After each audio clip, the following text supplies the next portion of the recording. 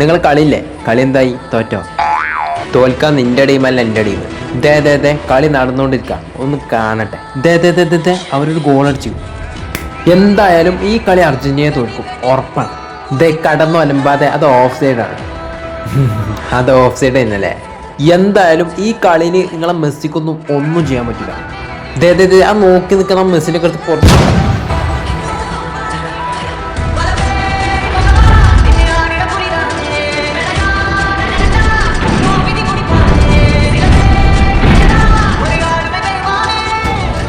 Hi, ഈ ഒരു കളിയെ കുറിച്ച് എനിക്ക് പറയാതിരിക്കാൻ വയ്യ. സോ വെരി ബ്രില്യന്റ് മത്സരമായിരുന്നു ഈ ഒരു മത്സരം.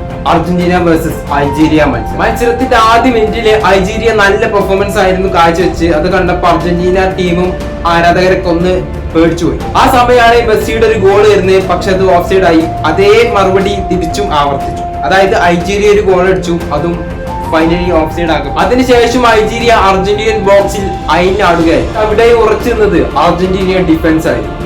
ആ സമയത്താണ് അർജന്റീനിയൻ ഗോൾ ലിയോണൽ മെസ്സിയുടെ ആദ്യ ഗോൾ പിറക്കുന്നത്. ആ ഒരൊറ്റ ഗോൾ മതിയായിരുന്നു ഈ ഒരു മത്സരം അർജന്റീന വിജയിച്ചു എന്ന് തെളിയിക്കാൻ വേണ്ടി. അർജന്റീനക്കായി 3 ഗോൾ നേടിയതും സാക്ഷാൽ ലിയോണൽ മെസ്സി തന്നെയായിരുന്നു. ഒരൊറ്റ മത്സരം കൊണ്ട് വേൾഡ് കപ്പിലെ ഭയപ്പെടേണ്ട ഒരു താരമാണെന്ന് ലിയോണൽ മെസ്സി യാവരെയും തെളിയിച്ചു കഴിഞ്ഞു.